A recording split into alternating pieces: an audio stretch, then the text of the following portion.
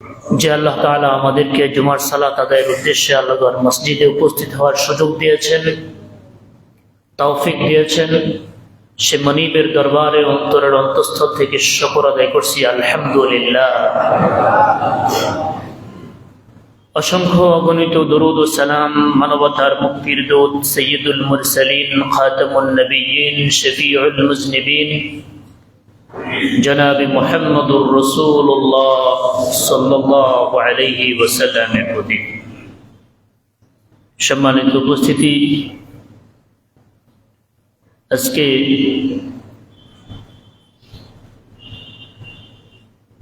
আটটি হাদিসের উপরে কিছু কথা বলবো, যে আটটি হাদিসের উপরে পুরো ইসলামের সকল বিধান অন্তর্ভুক্ত।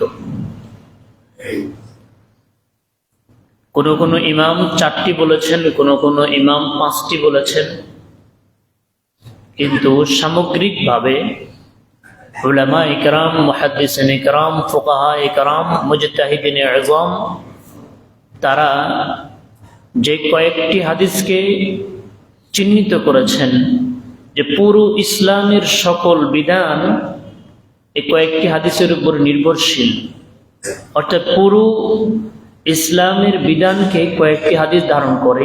এই কয়েকটি হাদিস যদি ঠিক হয়, আমার জীবনে যদি ধারণ করতে পারি, তাহলে পুরো ইসলাম ধারণ করা আমাদের পক্ষে সম্ভব হবে। ইমাম আবু দাউদ রাহিমাহুল্লাহ তিনি বলেছেন, নাযারতু ফিল মুসনাদ, আমি প্রথমে ইমাম আহমদ বিন হাম্বল তিনি বলেছেন আমি মুসনাদের দিকে নজর করলাম, মানে সমস্ত হাদিস যেখানে জমা করা হলো আমি সেখানে আমার দৃষ্টি দিলাম। সেখান থেকে আমি 4000 হাদিসকে আমার সুনানে আবু দাউদে আমি উল্লেখ করলাম।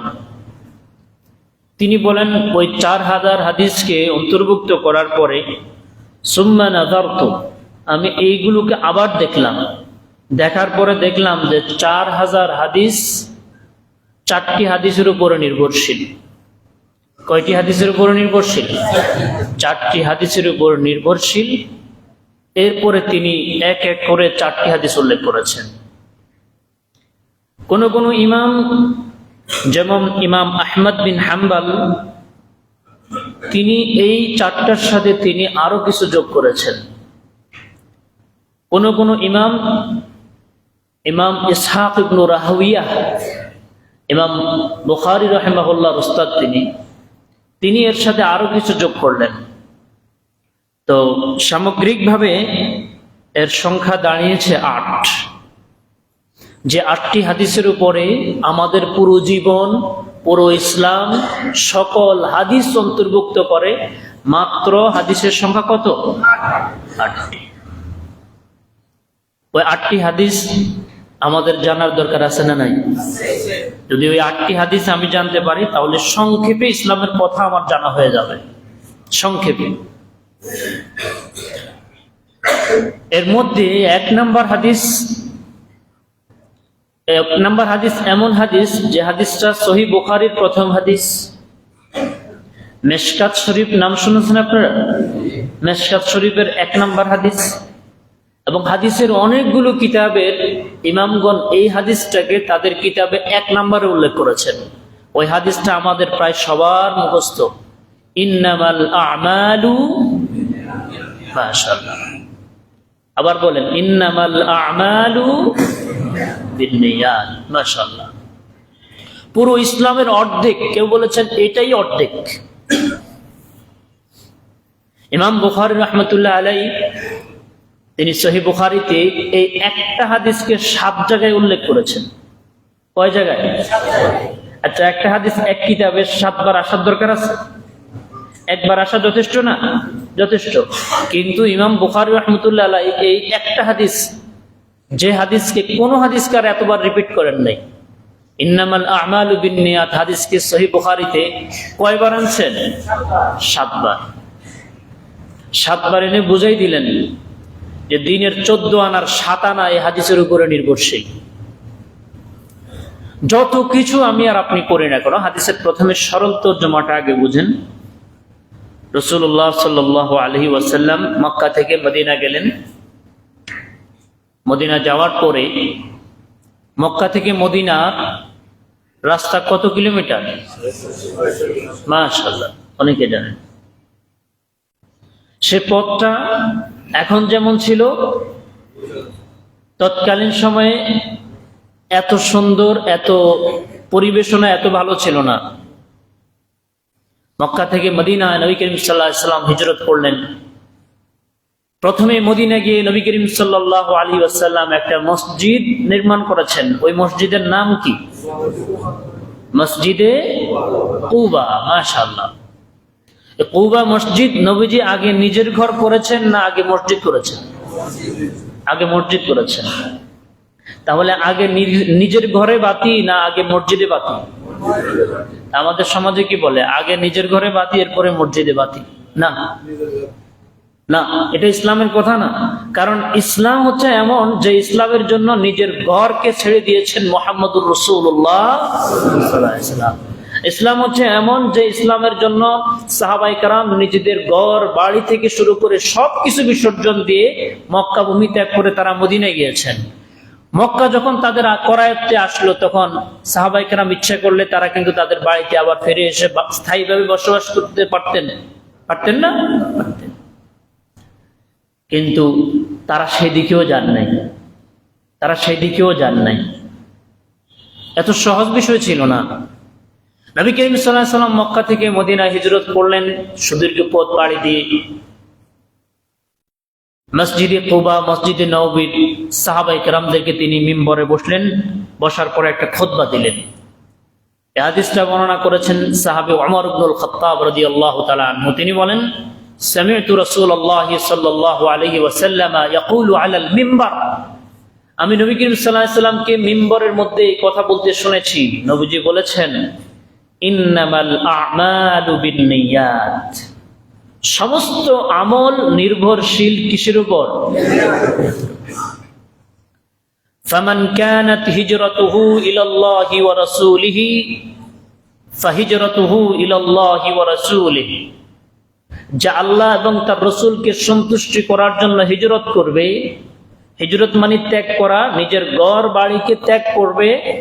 ফাহিজরাতুহু ইলাল্লাহি ওয়া রাসূলিহি, তার হিজরতটা আল্লাহ এবং তার রাসূলের জন্যই গণ্য হবে। হিজরত মানে ত্যাগ করা। হিজরত মানে কি? ত্যাগ করা। এই যুগের যদি সত্যিকার মুহাজির বলতে হয়, যে দ্বীনের জন্য, ইসলামের জন্য যিনি তার মাতৃভূমিকে ত্যাগ করেছেন, স্বজন আত্মীয় স্বজন ত্যাগ করেছেন, তিনি হচ্ছেন ডাক্তার জাকির নায়েক হাফিজাহুল্লাহ। ডাক্তার জাকির নায়েকের নাম শুনেছেন তো? হ্যাঁ, অনেকেই ডাক্তার জাকির নায়েকের নাম শুনলে মন খারাপ হয়ে যায়, মুখ কালো হয়ে যায়। এর মূল কারণ হচ্ছে ইসলামকে না বোঝা। ইসলামকে ভালোবাসে কিন্তু ইসলাম বোঝে না। ডাক্তার জাকির নায়েক হাফিজাহুল্লাহ, তার বাড়ি কোন দেশে? উনি কি ওনার দেশে কি ঢুকতে পারতেছেন? পারছেন না। ওনার দেশে তো ঢুকতে পারছেন না, আমাদের দেশে আসবেন শুনে আমাদের দেশেও আসতে পারছেন না। আমাদের দেশেও আসতে পারছেন না। এটাকে বলা হয় যে ব্যক্তি দ্বীনের জন্য হিজরত করা, দ্বীনের জন্য মাতৃভূমি থেকে তাকে বের করে দিয়ে। ডাক্তার জাকির নায়েক কয়জন মানুষ খুন করেছে বলেন তো? হ্যাঁ, কয়জন মানুষ খুন করেছে জীবনে? চুরি ডাকাতি প্রমাণিত? দর্শন, জানাজা বিচার, মাদকতা? ডাক্তার জাকির নায়েক শুধু একটাই অপরাধ ছিল, যুক্তি, তর্ক এবং দলিলের মাধ্যমে গোটা পৃথিবীর সমস্ত ধর্মকে পরাভূত করে ইসলামকে সবার উপরে তুলে ধরেছেন। আর এটাই হচ্ছে বিশ্বের অমুসলিম, বিশেষ করে হিন্দুস্তানের যারা রয়েছে হিন্দু ধর্মকে, এটা যুক্তি এবং তর্কে পৃথিবীর সকল ধর্ম থেকে এটা নিম্নে। কারণ আর যে জায়গায় তিনি দাওয়াত দিয়েছেন, হিন্দু ধর্ম সম্পর্কে ডাক্তার জাকিরের যে অভিজ্ঞতা রয়েছে, পুরো হিন্দুস্তানের কোন ধর্মগুরুরও এত অভিজ্ঞতা নেই। এটাকে বলা হয় গড গিফট। এই জ্ঞান এসেছে কার থেকে? আল্লাহর থেকে এসেছে। আল্লাহর থেকে এসেছে। আমরা মনে মনে খুশি হয়েছিলাম যে হয়তো বাংলাদেশে আসবে, এরকম একটা প্ল্যান ছিল যে প্রত্যেকটা বিভাগে প্রোগ্রাম হবে, 1 মাস দেশের মধ্যে থাকবেন। উনি নিজে সেখানে ঘোষণা দিয়েছেন দেশে আসবেন ঘোষণা, এবং ওনার ফেসবুক ফলোয়ারের মধ্যে সম্ভবত সবচেয়ে বেশি বাংলাদেশের মানুষ। এই জন্য বাংলাদেশের মানুষের প্রতি ওনার আলাদা একটা দরদ আছে। আমরা ইনশাআল্লাহ, আমি মনে করি যে সরকারের এই সিদ্ধান্ত অবশ্যই একটি হঠকারী সিদ্ধান্ত। সরকারের এই সিদ্ধান্ত অবশ্যই এদেশের জনগণের বিরোধী, জনগণের চিন্তা চেতনার বহির্ভূত একটি সিদ্ধান্ত। আমরা আমাদের প্রত্যেকের জায়গা থেকে এর প্রতিবাদ করব, এবং আল্লাহ সুবহানাহু ওয়া তাআলা যেন ডাক্তার জাকির নায়েককে যেন ইসলামের জন্য যেন কবুল করেন, আমরাও যেন সেই ইসলাম নিয়ে যেন আমরা আমাদের জীবনকে অতিবাহিত করতে পারি। আল্লাহ তৌফিক দান করুন, আমিন। একজন ডাক্তার মানুষ, কিন্তু তাকে আল্লাহ ইসলামের জন্য কবুল করেছে, এমন ভাবে কবুল করেছে যে হাজার হাজার অমুসলিম তার হাতে মুসলমান হচ্ছে। আল্লাহ তাআলা সুস্থতার সাথে আল্লাহ তাআলা যেন ওনাকে দীর্ঘ হায়াত দান করেন, আমিন। ফামান কানাত হিজরাতুহু ইলাল্লাহি ওয়া রাসূলিহি ফাহিজরাতুহু ইলাল্লাহি ওয়া রাসূলিহি। যে আল্লাহ এবং রাসূলের জন্য হিজরত করবে, তার হিজরত আল্লাহ এবং রাসূলের জন্য গণ্য হবে। ওয়ামান কানাত হিজরাতুহু ইলা দুনিয়া ইউসিবুহা। আর যে ব্যক্তি দুনিয়ার উদ্দেশ্যে হিজরত করবে, আও ইমরাআতিন ইয়াতাযাওয়াজুহা, অথবা কোন নারীকে বিয়ে করার জন্য হিজরত করবে। এর উদ্দেশ্য হচ্ছে, এই কথা কেন বলেছেন, মক্কা থেকে একজন সম্ভবত তিনি হিজরত করেছেন সব মানুষের সাথেই, কিন্তু তার নিয়তের মধ্যে ছিল এমন একজন নারী মদিনায় হিজরত করেছে যিনি ইসলামের কারণে হিজরত করেছেন, আর ওই পুরুষ হিজরত করেছে ওই মহিলাকে বিয়ে করার জন্য। শত শত আর হাজারে মানুষের ভিতরে সব ড্রেস এক, লেবাস এক, সব একসাথে এক দলে যাচ্ছে, কিন্তু একজনের মনের ভিতরে নিয়তের মধ্যে সমস্যা ছিল। এই সমস্যার কথা কেউ তো জানতো না, মুহাম্মদ সাল্লাল্লাহু আলাইহি ওয়াসাল্লামও জানতো না, কিন্তু জানতো কে? আল্লাহ মুহাম্মদ সাল্লাল্লাহু আলাইহি ওয়াসাল্লামকে জানিয়েছেন যে আপনার মধ্যে এরকম আছে, একজন হিজরত করেছে নারীকে বিয়ে করার জন্য। নবীজি মিম্বরে দাঁড়ালেন, নাম বলেন নাই। ফামান কানাত হিজরাতুহু ইলাল্লাহি ওয়া রাসূলিহি। যে আল্লাহ এবং রাসূলের জন্য হিজরত করবে, তার হিজরত আল্লাহ এবং রাসূলের জন্য হবে। ওয়ামান কানাত হিজরাতুহু ইলা দুনিয়া ইউসিবুহা আও ইমরাআতিন ইয়াতাযাওয়াজুহা ফাহিজরাতুহু ইলা মা হাজারা ইলাইহি। আর যে ব্যক্তি কোন নারীকে, কোন রমণীকে বিয়ে করার উদ্দেশ্যে হিজরত করবে, তার হিজরত সে উদ্দেশ্যেই গণ্য হবে যে উদ্দেশ্যে সে হিজরত করেছে। এই কথা বলার সাথে সাথে যিনি নারীকে বিয়ে করার জন্য হিজরত করেছেন তার কি বুঝার আর বাকি আছে? কি বুঝার বাকি আছে? নবীজির নসিহার পদ্ধতি দেখেন। নবীজি ইচ্ছা করলে এখানের মধ্যে নাম বলে দিতে পারতেন। নসিহার একটি নিয়ম হচ্ছে, আপনি যদি কোনো ব্যক্তিকে সত্যিকার অর্থে আপনি তার কল্যাণকামী হন, তাহলে জনসম্মুখে নসিহা করা, তাকে অপমান করা, এটা নসিহাতের পদ্ধতি নয়। ইমাম শাফি রাহিমাহুল্লাহ তিনি বলতেন, যে ব্যক্তি জনসম্মুখে তোমাকে নসিহা করলো, সে মূলত তোমাকে অপমান করলো। আর যে ব্যক্তি তোমাকে একা একা ডাকিয়ে তোমাকে অনেক সুন্দর কথা বললো, নসিহা করলো, সে ব্যক্তি প্রকৃত তোমার কল্যাণকামী। কি ভাই বুঝে আসতেছে কথা? তো ওমান কানাত হিজরাতুহু ইলা দুনিয়া ইউসিবুহা আও ইমরাআতিন ইয়াতাযাওয়াজুহা ফাহিজরাতুহু ইলা মা হাজারা ইলাইহি। তার হিজরত সে উদ্দেশ্যে গণ্য হবে সে যে উদ্দেশ্যে হিজরত করেছে। এই হাদিসটা এতটাই গুরুত্বপূর্ণ, উলামায়ে কেরাম এই হাদিসের উপরে আলাদা কিতাব লিখেছেন। একটা হাদিসের উপরে আলাদা কিতাব লিখেছেন, শত শত পৃষ্ঠার, শত শত পৃষ্ঠার, কেউ হাজারের মতো পৃষ্ঠা লিখেছেন ওই একটি হাদিসকে কেন্দ্র করে। কারণ আপনারা আমার জীবনের যত আমল আছে, সব আমল দেখতে সব ঠিক আছে, কিন্তু নিয়তে ভেজাল। সে আমল কি আল্লাহ তাআলার দরবারে কবুল হবে? সে আমল কি আল্লাহ তাআলা গ্রহণ করবেন? গ্রহণ করবেন না। তো ইসলামের যে বিধানটি সকল বিধিবিধানকে অন্তর্ভুক্ত করে, এর মধ্যে 1 নম্বর হাদিস হচ্ছে ইন্নামাল আ'মালু বিন্নিয়াত, সমস্ত আমল কিসের উপর নির্ভরশীল? নিয়তের উপর নির্ভরশীল। 2 নম্বর যে হাদিস, প্রথম হাদিসটা সহিহ বুখারীতে, দ্বিতীয় হাদিসটাও সহিহ বুখারীতে। দ্বিতীয় হাদিসটি হচ্ছে রাসূলুল্লাহ সাল্লাল্লাহু আলাইহি ওয়াসাল্লাম ইরশাদ করেন, মান আমিলা আমালান লাইসা আলাইহি আমরুনা ফাহুয়া রাদ্দুন, যে ব্যক্তি এমন কোন আমল করবে যে আমল করার নির্দেশ আমরা তাকে দিই নাই, ইসলাম দেয়নি, আল্লাহ দেয়নি, নবীজি দেয়নি, ফাহুয়া রাদ্দুন, সেটা প্রত্যাখ্যাত হবে, সেটা গ্রহণ করা হবে না। অর্থাৎ খুব ভালো করে বুঝুন, যে ব্যক্তি কোনো আমল করবে আর ওই আমলটা হুবহু যদি মুহাম্মদ সাল্লাল্লাহু আলাইহি ওয়াসাল্লামের রীতি এবং পদ্ধতিতে না হয়ে যদি ভিন্ন কোনো রকম হয়, তাহলে সে আমলটা প্রত্যাখ্যাত হবে। সে আমলটা দেখতে যতই সুন্দর হোক, সে আমলটা যতই নান্দনিক হোক, সে আমলটা করে যতই মজা পাওয়া যাক, সে আমলটা করে যতই আনন্দ অনুভব হোক, নবীজি সাল্লাল্লাহু আলাইহি ওয়াসাল্লাম বলেছেন ফাহুয়া রাদ্দুন, সেটা প্রত্যাখ্যাত হবে, সেটা হাবাআন মানসুরা, কিয়ামতের দিন ধুলোবালির মতো এটাকে উড়িয়ে দেওয়া হবে। কারণ কি? কারণ হচ্ছে এটার নিয়ত ঠিক, আল্লাহকে খুশি করার জন্য করেছে, কিন্তু নবীজি যে সিস্টেমে করেছে ওই সিস্টেমে হয়নি, ওই পদ্ধতিতে হয়নি। নবীজির সিস্টেম এবং পদ্ধতি লঙ্ঘন করার কারণে কাজটা যতই ভালো হোক, সেই কাজটা কখনো আল্লাহ তাআলার দরবারে কবুল হবে না। এই কথা আমরা প্রায় বলি। সমস্ত আমল কবুল হওয়ার জন্য শর্ত কয়টা? 2টা। কয়টা শর্ত? 2টা।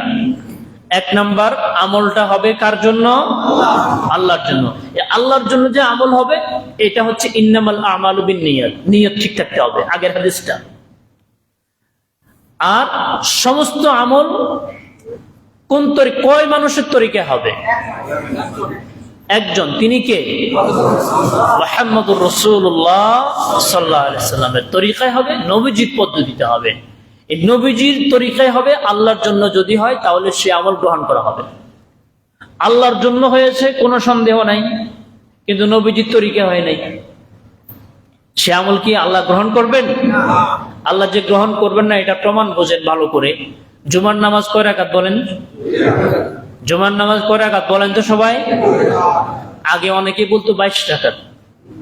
হ্যাঁ, কয় রাকাত বলতো? 22 রাকাত। ফজরের নামাজ কয় রাকাত? 2 রাকাত। মাশাআল্লাহ। জোহরের নামাজ, মাগরিব, ঈশা, জুমা 2 রাকাত। তো বলবেন যে আগের এগুলোকে বাদ দেওয়া হয়েছে, সবই ঠিক আছে। বাংলাদেশ থেকে যখন আরব বিশ্বে যখন ছাত্ররা যায় তখন ভাইবা হয়, ভাইবা বোর্ডের মধ্যে মাঝে মাঝে পরীক্ষা করে। জোহরের নামাজ কয় রাকাত? বাঙালি ছেলেপেলে প্রায় উত্তর দেয় 10 রাকাত, কেউ 12 রাকাত, এক এক রকম উত্তর দেয়। তো বলছে নন কোয়ালিফাইড, এ তো নামাজ কয় রাকাত এটাই জানে না, এই আরব বিশ্বে পড়তে আসছে সে, সালাত কয় রাকাত এটাই জানে না। তো যেটা বলার সেটা হচ্ছে জুমার সালাত কয় রাকাত? 2 রাকাত। আজকে আমাদের মনে করেন যে মাশাআল্লাহ আবেগ অনেক ভালো, সবার ইবাদত করতে মন চাচ্ছে, আমারও মন চাচ্ছে, আপনাদেরও মন চাচ্ছে। আমি আজকে যদি জুমার নামাজটা 3 রাকাত পড়ানোর সিদ্ধান্ত নিই, 3 রাকাত, আমি যদি 2 রাকাত পড়ার পরে আবার দাঁড়ায় গেলাম, আপনারা কি মানবেন? না পিছন থেকে লোক আসবে, আল্লাহু আকবার, আসবে কি না? আসবে। কেন আসবে? নবীজির তরিকা হয়নি। আমার নিয়তটা যে ভালো, আল্লাহকে খুশি করতে চাচ্ছি, নিয়তটা যে ভালো, আল্লাহকে খুশি করতে চাচ্ছি, লাভ হবে? এই নিয়তের কারণে লাভ হবে? আরেক রাকাত সালাতের মধ্যে দাঁড়ায় সেখানে কি গান বাজনা হবে? না সূরা ফাতিহা হবে? সূরা ফাতিহার সম্মান মর্যাদা আছে না নাই? কি কথা বলেন, না আছে না নাই? আছে। রুকু সিজদার মর্যাদা ফজিলত আছে না নাই? আছে। কারণ আল্লাহ সুবহানাহু ওয়া তাআলা আমাদের থেকে লিয়াবলুয়াকুম আইয়ুকুম আহসানু আমালা, আল্লাহ আমাদের থেকে চান না যে কে কত বেশি আমল করেছে, এটা চান না। আল্লাহ চান লিয়াবলুয়াকুম আইয়ুকুম আহসানু আমালা, তোমাদের মধ্যে কার আমল বেশি সুন্দর। সুন্দর আমলের দৃষ্টান্ত হচ্ছে সুন্দর আমল হবে আল্লাহর জন্য, আর এক মহামানবের তরিকায় হবে, তিনি হচ্ছেন মুহাম্মদুর রাসূলুল্লাহ সাল্লাল্লাহু আলাইহি ওয়াসাল্লাম। 3 নাম্বার যে হাদিসটার উপরে ইসলামের সকল বিধান নির্ভর করে, এই হাদিসটাও সহিহ বুখারীতে এসেছে। রাসূলুল্লাহ সাল্লাল্লাহু আলাইহি ওয়াসাল্লাম বলেছেন, আল হালালু বাইয়িন ওয়াল হারামু বাইয়িন ওয়া বাইনাহুমা উমুরুন মুশতাবিহাত। ইসলামের হালাল বিষয়গুলো অত্যন্ত স্পষ্ট। ওয়াল হারামু বাইয়িন, ইসলামের হারাম বিষয়গুলো অত্যন্ত স্পষ্ট। ওয়া বাইনাহুমা উমুরুন মুশতাবিহাত, ইসলামের এমন কিছু বিধান আছে যেগুলো হালাল এবং হারামের মাঝামাঝি। এটা হালাল না হারাম বোঝা যাচ্ছে না, সন্দেহ লাগছে। কি এরকম অনেক বিষয় দেখেন মসজিদে আলোচনা করার পরে, অনেক জায়গায় করার পরে আমাদের ভিতরে সন্দেহ অনেক বিষয়ের মধ্যে আসে না? নাই, আসে। নবীজি সাল্লাল্লাহু আলাইহি ওয়াসাল্লাম বলেছেন, ইসলামের মূল থিম হচ্ছে, মূল দিমাগ মগজ হচ্ছে হালাল স্পষ্ট, হারাম স্পষ্ট, আর এর মাঝামাঝি কিছু আছে যেগুলো বোঝা যাচ্ছে না, অস্পষ্ট। লা ইয়ালামুহুন্না কাসীরুম মিনান নাস, বেশিরভাগ মানুষ এগুলোর সত্যিকার বিধান সম্পর্কে জানে না। নবীজি সাল্লাল্লাহু আলাইহি ওয়াসাল্লাম বলেছেন, ফামানিত্তাকা মিনাশ শুবুহাত ফাকাদ ইস্তাবরাআ লিদীনিহি ওয়া ইরদিহি, যে ব্যক্তি এই সন্দেহপূর্ণ বিষয় থেকে নিজেকে রক্ষা করে, বুঝেন, খুব ভালো করে বুঝেন, সন্দেহযুক্ত জিনিস থেকে বের হয়ে সন্দেহ মুক্ত বিষয়ের উপরে যে ব্যক্তি আমল করে, সেই ব্যক্তি হচ্ছে প্রকৃত দ্বীনকে রক্ষা করলো, ইসলামকে রক্ষা করলো, সে তার পরকালকে প্রাধান্য দিল। অমুক জিনিস হালালও হতে পারে, হারামও হতে পারে, আমি এটার সাথে নাই, আমি এটার সাথে নাই। হ্যাঁ, একজন হালালের উপরে অনেক যুক্তি দিচ্ছে, আরেকজন হারামের উপরে অনেক যুক্তি দিচ্ছে। এই পৃথিবীর দুনিয়াতে যত বেদাত আছে, সব বেদাতের ব্যাপারে কাহিনী এক। এমন কোন বেদাত না যেটার উপরে সব ইমামরা একমত, কেউ একমত না। তো কেউ বলছে চলবে, কেউ বলছে চলবে না। বুদ্ধিমান ব্যক্তি হচ্ছে সে, যেহেতু এটা নিয়ে ঝামেলা, আমি এই ঝামেলার মধ্যে যাব না, যেটার উপরে সবাই একমত আমি আগে সেটা আমল করব। তো নবী করিম সাল্লাল্লাহু আলাইহি ওয়াসাল্লাম বলেছেন আরেক হাদিসে, এই হাদিসের ব্যাখ্যা বলা যায়, দা মা ইউরিবুক ইলা মা লা ইউরিবুক, দা মা ইউরিবুক, যেটা তোমাকে সন্দেহের দিকে নিয়ে যায় এটা তুমি ত্যাগ করো। কোন দিকে যাইবে? ইলা মা লা ইউরিবুক, যেটা তোমাকে সন্দেহের দিকে নেবে না, ওই দিকে তুমি যাও। কমপক্ষে আখিরাতের বিষয়ে আমাদের তো এই বিষয়ে একমত হওয়া উচিত। কারণ দুনিয়ার জীবনে একটা জায়গায় ব্যবসা শুরু করলাম, ব্যবসা লস হলো, এবার নতুন আঙ্গিকে, নতুন সিস্টেমে আবার নতুন পরিকল্পনা নিয়ে ব্যবসা করার সুযোগ দুনিয়াতে আছে না নাই? সবাই কথা বলেন, আছে না নাই? আছে। কিন্তু পরকালের এরকম সুযোগ আছে যে আমি একবার পরকালে চলে যাওয়ার পরে বললাম যে আল্লাহ এবার আমাকে দুনিয়াতে পাঠাই দাও, এবার আর শিরিক বিদআত কিছুই করবো না, যা সবাই মিলে বলছে ওটাই করবো, আর কোনো কিছু করবো না। সুযোগ আছে? সুযোগ নেই। সুতরাং ডক্টর আব্দুল্লাহ জাহাঙ্গীর রহমতুল্লাহ এই উদাহরণটা প্রায় দিতেন। তিনি বলতেন, সুতরাং এমন আমল করো যে আমল সব হুজুরের মতে এটা চলে।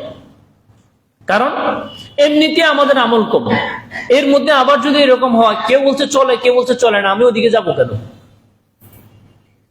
কি কথা বুঝতেছেন ভাইরা? 4 নাম্বার যে হাদিসের উপরে ইসলামের সকল বিধান নির্ভর করে, সেটি হচ্ছে, এটিও ইমাম আবু দাউদ তিনি বলেছেন, মিন হুসনি ইসলামিল মারই তারকুহু মা লা ইয়ানিহি, ইসলামের সৌন্দর্য, ব্যক্তির ইসলামের সৌন্দর্য হচ্ছে, আমি যদি আমার ইসলামকে সুন্দর করতে চাই, মানে ভালো মুসলমান হতে চাই, ভালো মানুষ হতে চাই, ভালো মুসলমান হতে চাই, তাহলে আমাকে একটা নসিহত, তারকুহু মা লা ইয়ানিহি, অপ্রয়োজনীয় বিষয় থেকে নিজেকে রক্ষা করা। বলেছেন মুহাম্মদুর রাসূলুল্লাহ সাল্লাল্লাহু আলাইহি ওয়াসাল্লাম। আমরা আখিরাত নিয়ে চিন্তা করি না, আব্দুল্লাহ জাহাঙ্গীর রহমতুল্লাহ আলাইহির কথা। যাও চিন্তা করি তাও আরেকজনকে নিয়ে, আরেকজনের আখিরাত নিয়ে চিন্তা করি, নিজেকে নিয়ে ভাবি না। তো কবরে যখন আমি যাব, হাসরে যখন আমি উঠবো, আমাকে কি আরেকজনের বিষয়ে প্রশ্ন করবে না আমার বিষয়ে প্রশ্ন করবে? আগে আমার বিষয়ে প্রশ্ন হবে। ভাইরা, ইসলামের সৌন্দর্য হচ্ছে অপ্রয়োজনীয় যে বিষয়গুলো রয়েছে সেগুলো থেকে নিজেকে রক্ষা করা। আমি যদি অপ্রয়োজনীয় বিষয় থেকে নিজেকে রক্ষা করতে পারি, আমি একজন ভালো মুসলিম, আমার ইসলামটা সুন্দর হলো। অপ্রয়োজনীয় বিষয় মানে কথা বলার আগে চিন্তা করবে, বলার পরে চিন্তা করবে না। ইমাম আবু হানিফা রহমতুল্লাহর হাতে একটা আংটি ছিল, ওই আংটির মধ্যে লেখা ছিল কুলিল খায়রা ওয়া ইল্লা ফাসকুত, মানে হাত বাইর করলে যেন এই নসিহাটা আসে। ওনার একটা গুণ ছিল, ইমামরা তার জীবনী লিখতে গিয়ে লিখেছেন কানা কাসীরা সামত, তিনি সবচেয়ে বেশি চুপ থাকাওয়ালা মানুষ ছিলেন, বেশি শুনতেন কম বলতেন।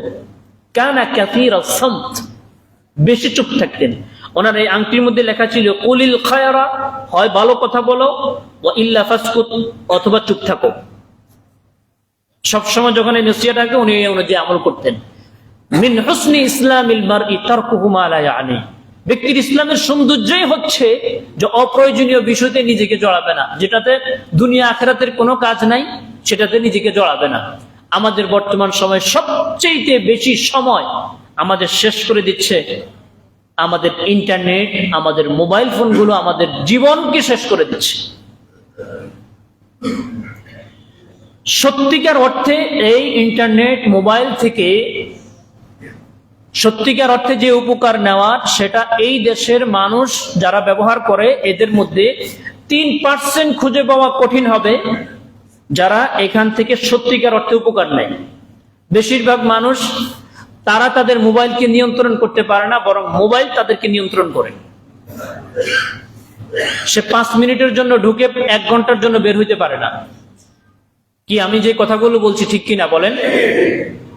সুতরাং আমাদের জীবন চলে যাচ্ছে। আমার হায়াত মানি ওয়াক্ত, হায়াত মানি সময়, জীবন মানি সময়, সময়ের বাহিরে জীবনের কোনো অর্থ নাই।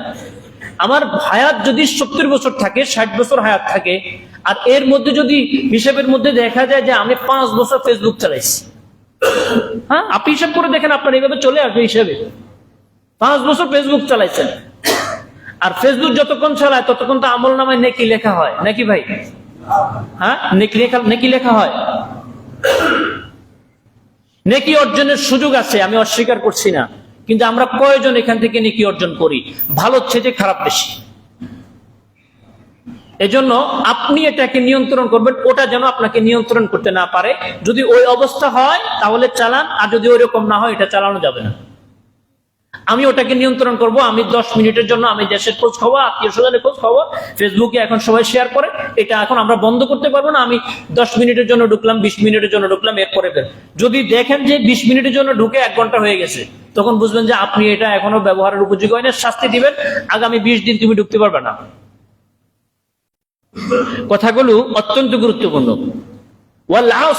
সময়ের কসম দিয়েছেন আল্লাহ তাআলা। হায়াত মানে সময়, হায়াত মানে সময়, হায়াতের আর বিকল্প কোনো অর্থ না। হায়াত মানে সময়, জীবন মানে সময়। মিন হুসনি ইসলামিল মারই তারকুহু মা লা ইয়ানি, অপ্রয়োজনীয় বিষয় থেকে নিজেকে রক্ষা করা।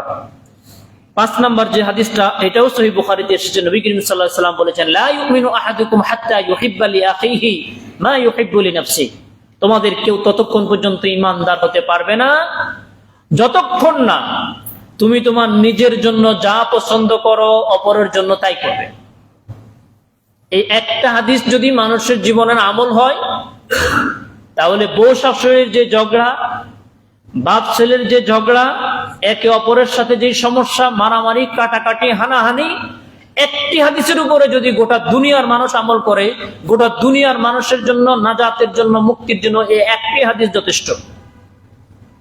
হাদিসটার সারমর্ম হচ্ছে, আমি আরেকজন থেকে যে আচরণ পেতে চাই, আমি আরেকজনকে সে আচরণ উপহার দিতে চাই। কেউ আমার গীবত করুক, আমি কি এটা চাই? কেউ আমাকে হিংসা করুক, এটা কি আমি চাই? আমার মেয়েকে কেউ কষ্ট দেখ, এটা কি আমি চাই? আমার ছেলেকে কেউ কষ্ট দেখ, এটা কি আমি চাই? আমার সম্পদ কেউ লুণ্ঠন করুক, এটা কি আমি চাই? আমার ঘরের নারীদেরকে কেউ উত্তেজিত করুক, এটা কি আমি চাই? সমস্ত অনৈতিক কাজ এবং অবৈধ কাজ যেগুলো রয়েছে, এগুলো আমার সাথে কেউ করুক, এটা কি আমি চাই? তাহলে আমি আরেকজনের সাথে সেটা করব না। এটা হচ্ছে হাদিসের সারমর্ম। নবীজি সাল্লাল্লাহু আলাইহি সাল্লাম বলেছেন, এটা যতক্ষণ পর্যন্ত করতে না পারবে ততক্ষণ তোমরা মুমিন হতে পারবে না, ঈমানদার হতে পারবে না। একটি হাদিস গোটা মুসলিম নয়, গোটা দুনিয়ার মানুষের নাজাতের জন্য যথেষ্ট, যে আমি আরেকজন থেকে যে আচরণ আশা করি তাকে সেই আচরণ দিব। আল্লাহ আমাদেরকে তৌফিক দান করুন। 6 নম্বর হাদিস, রাসূলুল্লাহ সাল্লাল্লাহু আলাইহি সাল্লাম বলেছেন, ইজহাদ ফিদ দুনিয়া ইউহিব্বুকাল্লাহ। তুমি দুনিয়াকে ত্যাগ করো, আল্লাহ তোমাকে ভালোবাসবে। সুবহানাল্লাহ বলবেন না? ইজহাদ ফিদ দুনিয়া ইউহিব্বুকাল্লাহ। দুনিয়ার লোভ থেকে নিজেকে বাঁচিয়ে রাখো, দুনিয়া ত্যাগ করো, তোমাকে আল্লাহ ভালোবাসবে। ওয়াজহাদ ফিমা ফি আইদিন নাস ইউহিব্বুকান নাস। আর যদি তুমি আল্লাহর ভালোবাসা না মানুষের ভালোবাসা চাও, তাহলে মানুষের আগ্রহ যেটার প্রতি আছে তুমি সেটাকে ত্যাগ করো, মানুষ তোমাকে ভালোবাসবে। কথা মনে হয় বোঝেন নাই সবাই। মানে ইজহাদ ফিদ দুনিয়া, দুনিয়াকে তুমি ত্যাগ করো, আল্লাহ তোমাকে ভালোবাসবে। মানে হচ্ছে দুনিয়ার প্রতি মানুষের যে মহাব্বত, এটাকে যদি তুমি ত্যাগ করতে পারো তাহলে আল্লাহ তোমাকে মহাব্বত করবে। আর মানুষ যেগুলোর প্রতি আশা করে, ধন সম্পদ, এগুলোর জন্য তো মারামারি কাটাকাটি, এগুলো তুমি যদি ওইগুলো বাদ দিতে পারো তাহলে সব মানুষ তোমাকে ভালোবাসবে। কারণ মানুষ থেকে তুমি কিছু চাও না, তো সুতরাং মানুষ তোমাকে ভালোবাসতে পারবে নির্দ্বিধায়। বলেছেন মুহাম্মদুর রাসূলুল্লাহ সাল্লাল্লাহু আলাইহি ওয়াসাল্লাম। 7 নম্বর হাদিস, ইন্নাল্লাহা তাইয়্যিবুন লা ইয়াকবালু ইল্লা তাইয়্যিবান। আল্লাহ পবিত্র। কথা বলেন না, আল্লাহ কি? ওয়ালা ইয়াকবালু ইল্লা তাইয়্যিবান, পবিত্র ব্যতীত তিনি কোনো কিছু গ্রহণ করেন না। জান্নাত পবিত্র মানুষদের জন্য না, অপবিত্র মানুষদের জন্য। কোন ব্যক্তি একটা গুনাহ নিয়ে জান্নাতে যেতে পারবে না যতক্ষণ পর্যন্ত ওই গুনার প্রায়শ্চিত্ত তাকে না দিয়ে যেতে হবে। ওই গুনার প্রায়শ্চিত্ত দিয়ে শাস্তি পেয়ে এরপরে তাকে জান্নাত, যখন জান্নাতে ঢুকবে, প্রবেশ করবে, তখন তার আমলনামায় একটা গুনাহও থাকবে না। একটা গুনাহ থাকা অবস্থায় কেউ জান্নাতে প্রবেশ করতে পারবে না, কারণ গুনাহ অপবিত্র, জান্নাত পবিত্রদের জন্য। এজন্য কবরের যে শাস্তি, মুমিন যদি শাস্তি পায়, মুমিনের শাস্তির মাধ্যমে তার গুনাহকে কিছু পবিত্র করা হবে গুনাহ থেকে। হাসরের ময়দানে মুমিনকে যে শাস্তি দেওয়া হবে, এর মাধ্যমে তাকে আরো পবিত্র করা হবে। পুলসিরাতে যদি মুমিন ব্যক্তি শাস্তি পায়, এর মাধ্যমে তাকে পবিত্র করা হবে। অবশেষে যতক্ষণ পর্যন্ত তার গুনাহগুলো থেকে তাকে পবিত্র করা না হবে, তার আগে জান্নাতে প্রবেশ করতে পারবে না। যখন পুরোপুরি পবিত্র হবে, আল্লাহ তখন বলবেন উদখুলু ফিস সিলমি কাফা, তুমি তোমরা জান্নাতের মধ্যে প্রবেশ করো। তো সুতরাং আল্লাহ তাআলা পবিত্র, পবিত্রতা ব্যতীত তিনি গ্রহণ করেন না। এটা ধন সম্পদের ক্ষেত্রে যেমন প্রযোজ্য, সকল ক্ষেত্রে প্রযোজ্য। আপনি একটা ভালো কাজ করবেন, মসজিদে দান করা ভালো না খারাপ? ভালো। তো মসজিদে আপনি দান করবেন, সেই দানের টাকাটা যদি আরেকজন থেকে চুরি করে এনে যদি দান করেন, তাহলে ভালো হবে? সওয়াব হবে না গুনাহ হবে? কাজটা তো ভালো করলো, মসজিদকে না দিল, নিজে নিল না, মসজিদকে দিল, কিন্তু সওয়াব হবে না গুনাহ হবে? গুনাহ হবে। এমনকি অনেক উলামায়ে কেরাম বলেছেন, হারাম উপার্জনের টাকা মসজিদে দান করলে, জেনে শুনে দান করলে, সে কাফের হয়ে যাবে। কারণ আল্লাহ তাআলা পবিত্র আর হারাম অপবিত্র। সে এই অপবিত্রতার মাধ্যমে আল্লাহকে খুশি করতে চাইল। অপবিত্রতার মাধ্যমে কি আল্লাহকে খুশি করানো যায়? যায় না। লাস্ট যে হাদিস, রাসূলুল্লাহ সাল্লাল্লাহু আলাইহি ওয়াসাল্লাম বলেছেন, লা দরারা ওয়ালা দিরারা, কারো ক্ষতি করা যাবে না। আমি যা বলছি এগুলো হচ্ছে পুরো ইসলামের সারমর্ম। লা দরারা, কারো ক্ষতি করা যাবে না। আবার কারো ক্ষতি করার প্রতিশোধ নিতে গিয়ে উল্টা তার উপরে আরো ক্ষতি করা যাবে না। দুইটা জিনিস, এক হচ্ছে নিজের ক্ষতি করা যাবে না, অপরের ক্ষতি করা যাবে না। আমরা নিজের ক্ষতি করার অধিকার কি আমরা রাখি না? কারণ আমাদের জীবনের মালিক কে? আত্মহত্যাকারী কেন জাহান্নামে যাবে? কারণ আমার এই জীবন আমি নিজে শেষ করে দিলাম। আল্লাহ কেন শাস্তি দিবে? আল্লাহ শাস্তি দিবে এই জন্য যে হায়াতের মালিক কে? আমার এই জীবনের মালিক কে? আল্লাহ। তাহলে যিনি মালিক তিনি যিনি মালিক, আমি তার নির্দেশ লঙ্ঘন করলাম, মালিকের নির্দেশ লঙ্ঘন করলাম, এই জন্য আমাকে জাহান্নামের আগুনে যেতে হবে। কারণ আমার মালিক আমি না, আমার সম্পদের মালিকও আমি না, আমার জীবনের মালিকও আমি না, আমার এগুলোর মালিক কে? সুতরাং আমার জীবনটা আমার কথা মতে চলবে না মালিকের কথা মতে চলবে? আমার ধন সম্পদ আমার মন মতে চলবে না মালিকের মন মতে চলবে? মালিকের মন মতে চলবে। এই কথাগুলো আমাদের সবার বোঝা উচিত। এই 8টি হাদিস আমি আবার এক বাক্যে আপনাদেরকে বলে দিচ্ছি। রাসূলুল্লাহ সাল্লাল্লাহু আলাইহি ওয়াসাল্লাম বলেছেন, ইন্নামাল আ'মালু বিন্নিয়াত, সকল আমল নিয়তের উপর নির্ভরশীল। 2, যে ব্যক্তি ইসলামে এমন কোন কাজ করবে যা ইসলামের মধ্যে নাই সেটা প্রত্যাখ্যাত হবে। ইসলামের মধ্যে হালাল এবং হারাম স্পষ্ট, এই দুইটার মাঝে কিছু সন্দেহপূর্ণ বিষয় আছে, যে সন্দেহপূর্ণ বিষয়গুলোকে বাদ দিবে সে ব্যক্তি তার দ্বীনকে রক্ষা করবে। 4 নম্বর, ইসলামের সৌন্দর্য হচ্ছে অপ্রয়োজনীয় বিষয় থেকে নিজেকে রক্ষা করা। 4 নম্বর হচ্ছে নিজের জন্য যা পছন্দ করব, অপরের জন্য তাই পছন্দ করব। 6 নম্বর হচ্ছে দুনিয়াকে যদি আমি ত্যাগ করি আল্লাহ আমাকে ভালোবাসবে, মানুষের কাছে যা আছে তা যদি আমি ত্যাগ করি আমাকে মানুষ ভালোবাসবে। 7 নম্বর হচ্ছে আল্লাহ পবিত্র, পবিত্রতা ব্যতীত তিনি কোনো কিছু গ্রহণ করেন না। 8 নম্বর হচ্ছে নিজের ক্ষতি করা যাবে না, অপরের ক্ষতি করা যাবে না, এবং ক্ষতির প্রতিশোধ নিতে পাল্টা আবার ক্ষতিও করা যাবে না। এই কথাগুলো কি সবাই বুঝতে পারলাম আমরা? আল্লাহ তাআলা আমাদেরকে বোঝার, আমল করার তৌফিক দান করুন বলে আমিন। এবার আপনাদেরকে একটি ভিন্ন বিষয় নিয়ে একটু কথা বলছি, সেটি হচ্ছে আগামী 2 জুমা আমি থাকতে পারছি না। এই সোমবারে উমরার উদ্দেশ্যে সৌদি আরব রওনা করব। সোমবারে ফ্লাইট, আগামী 2 জুমা থাকছি না। পাশাপাশি আপনাদেরকে আরেকটা সুখবরও দিই। আপনারা অনেকে হয়তো দেখেছেন আমার ঝিনাইদহের আমার আল কলম নামে প্রতিষ্ঠান আছে, আপনারা হয়তো অনেকে জানেন, মসজিদে অনেক সময়ই বলা হয়ে ওঠে না। আল কলম ফাউন্ডেশনের অধীনে আমাদের কয়েকটি প্রতিষ্ঠান চলে। একটা হচ্ছে আল কলম হিফজ মাদ্রাসা, এটা আছে আমাদের জমিলা খাতুন স্কুলের পাশে। গত 2 দিন 4 তারিখে আমাদের জেলা প্রশাসক মহোদয় সহ সেখানের মধ্যে আমাদের একটা প্রোগ্রাম হয়েছে। আল কলম, আরেকটা আছে আমাদের মডেল মাদ্রাসা আদর্শ পাড়া শাখা, সেখানে ক্লাস 7 পর্যন্ত হবে। সেখানে আমাদের প্রায় 400 স্টুডেন্ট রয়েছে। হরিণাকুণ্ড শাখা আল কলমের আমাদের একটা শাখা রয়েছে, সেখানে আমাদের প্রায় 250 স্টুডেন্ট রয়েছে। নতুন একটা শাখা আমরা দিয়েছি আল কলম কালীগঞ্জ শাখা, সেটা আবার নতুন 2026 বছর থেকে সেটা চালু হবে। তো আপনাদের একটা সুসংবাদ দেওয়ার জন্য, আপনারা হয়তো অনেকে মিডিয়াতে দেখেছেন, সময় টিভি, বাংলা ভিশন থেকে শুরু করে অনেকগুলো জাতীয় পত্রিকা এবং মিডিয়া নিউজ করেছে। আমাদের আল কলম হিফজ মাদ্রাসা যখন আমরা সূচনা করি তখন আমরা একটা ঘোষণা দিয়েছিলাম যে 1.5 বছরের মধ্যে যদি কেউ কোরআন হিফজ কমপ্লিট করতে পারে, কয় বছর? 1.5 বছর, তাহলে আমরা আমাদের প্রতিষ্ঠানের পক্ষ থেকে তাদেরকে উমরা করানোর ব্যবস্থা করব।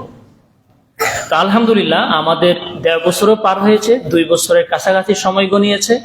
এর মাঝে আমাদের 2 জন শিক্ষার্থী আলহামদুলিল্লাহ, একজন 10 মাস 18 দিনে, আরেকজন 15 মাসে পবিত্র কোরআনকে হিফজ কমপ্লিট করেছে। তাদেরকে সাথে নিয়ে আমি সোমবারে যাচ্ছি। আমাদের 2 জন শিক্ষার্থী সম্ভবত এখানে আছে, তারা যদি থাকে একটু দাঁড়াও দেখি, দাঁড়াও, সামনে আস। বিশাল বড় বড় মানুষ দেখেন, মাশাআল্লাহ। এখানে দাঁড়ান। আরেকজন আমাদের আবিদুর রহমান আছে। আবিদুর রহমান কি আসছে? উনি হচ্ছেন মিয়া মোহাম্মদ মোস্তফা। আপনারা সময় টিভিতে এবং আমাদের অনেকগুলো জাতীয় টিভিতে নিউজ করেছে। উনি হচ্ছে মিয়া মোহাম্মদ মোস্তফা। উনি 10 মাস 18 দিনে পবিত্র কোরআন হিফজ কমপ্লিট করেছে। সবাই বলি আল্লাহু আকবার। আর ইনি হচ্ছেন আমাদের জনাব তানবীর মাহমুদ ইফাত। উনি হিফজ কমপ্লিট করেছে 15 মাসে। তো এই 2 জন আমাদের প্রতিষ্ঠানের পক্ষ থেকে তারা সোমবারে উমরা হজে যাচ্ছে। আমাদের আবিদুর রহমান আসেনি মনে হয়, এই যে আমাদের আবিদুর রহমান পিছনে আছে। আবিদুর রহমান আমাদের কিছু হিফজ শুরু করার পরে আমাদের ওখানে ভর্তি হয়েছে, যার কারণে আমাদের সিস্টেমের বাইরে পড়ে গেছে। তা আবিদুর রহমান সামনে আসেন। উনিও হিফজ কমপ্লিট করার পরে তার বাবার পক্ষ থেকে আমাদের সাথে সোমবারে ওনাকে ওমরা হজে পাঠানো হচ্ছে। আবার এই যে পিচ্ছি আছে একজন, দাঁড়ান দেখি আপনি, হ্যাঁ সামনে আসেন, এটা আমার পিচ্ছি আর কি, উনিও ওমরাতে যাচ্ছেন। আমি আমার ফ্যামিলি সহ, আমার বাবা মা, আমার খালা খালু, এবং বলা যায় আমাদের পারিবারিক একটা বড় একটা গ্রুপ আমরা এবার ওমরা হজে যাচ্ছি। আমি এখানে দাঁড় করানোর উদ্দেশ্য হচ্ছে যে আপনাদেরকে এই ব্যাপারে উদ্বুদ্ধ করার জন্য, সেটা হচ্ছে আমরা আমাদের ভবিষ্যৎ প্রজন্ম এবং সন্তানদেরকে কি হাদিয়া করব, কি দিতে চাইব, এটার জন্য সবচেয়ে বড় হচ্ছে আমরা যেন তাদের হৃদয়ের ভিতরে ঈমানকে মজবুত করতে পারি, ঈমান যেন তাদের হৃদয়ের মধ্যে বড় করে বসে। সেই জায়গা থেকে আপনারা খুব বেশি না, এই শহরের মধ্যে মাশাআল্লাহ বহু টাকা পয়সাওয়ালা মানুষ আছেন ভাই, ওমরা হজ করতে সর্বমোট আসা যাওয়া সব মিলিয়ে ভালোভাবে থাকা খাওয়ার পরে 1.5 লাখ টাকা যথেষ্ট। তো আপনি আপনার পরিবারকে এরকম একটা হাদিয়া দিতে পারেন। আমি অনেক দিন আগে বলছিলাম যে এই যে আমার পিচ্ছি যারা আছে এরা ওমরা হজের জন্য কিন্তু টাকা জমাতে চেষ্টা করছিল, সামান্য সামান্য করছিল, ওখানে টাকা দিয়ে তো আর দেওয়া সম্ভব না। কিন্তু এটা এমন একটা বিষয় যে আপনি হজের জন্য এবং ওমরার জন্য আপনি যদি কোনো একটা ফান্ড আপনি যদি শুরু করেন, বিশ্বাস করবেন যে অলৌকিক একটা বরকত আল্লাহ তাআলা ওই ফান্ডের ভিতরে দান করবেন। তাবিউ বাইনাল হজ্জ ওয়াল উমরা ফাইন্নাহুমা ইয়ানফিয়ানি আল ফাকরা ওয়াদ দুনুব। রাসূলুল্লাহ সাল্লাল্লাহু আলাইহি ওয়াসাল্লাম বলেছেন, হজ এবং উমরা যদি কেউ করে তাহলে টাকা পয়সা খরচ হয় নাকি খরচ হয় না? কথা বলেন না, খরচ হয় কিনা? টাকা বাড়ে না কমে? কমে, কমে। কিন্তু আল্লাহ নবী সাল্লাল্লাহু আলাইহি ওয়াসাল্লাম বলেছেন যে ব্যক্তি হজ উমরা করবে আল্লাহর জন্য, কথা বোঝেন, তার জন্য আল্লাহ তাকে 2টা পুরস্কার দিবেন। এক, সে যদি দরিদ্র হয় আল্লাহ তার দুনিয়াবী সম্পদকে বাড়িয়ে দিবেন। 2 নাম্বার হচ্ছে আল্লাহ সুবহানাহু ওয়া তাআলা তার গুনাহগুলোকে আল্লাহ তাআলা ডিলিট করে দিবেন। সুবহানাল্লাহ ওয়া বিহামদিহি। তা আপনারা জানেন, আমি মনে করি যে আপনারা সকলে আপনাদের পরিবারের জন্য যাদেরকে আল্লাহ তাআলা তৌফিক দিয়েছে, যাদেরকে তৌফিক দেয় নাই, তারাও চেষ্টা করবেন যে আমি চেষ্টা করলাম যে আল্লাহ তোমার ঘরে যাওয়ার জন্য আমি চাই, আমি শুধু চাই কিন্তু আমি চেষ্টা করি নাই। আল্লাহ এই চেষ্টাটা আল্লাহ গ্রহণ করেন না। আমি চাই, আমার মাসে 10,000 টাকা ইনকাম, আল্লাহ আমি 200 টাকা রাখলাম।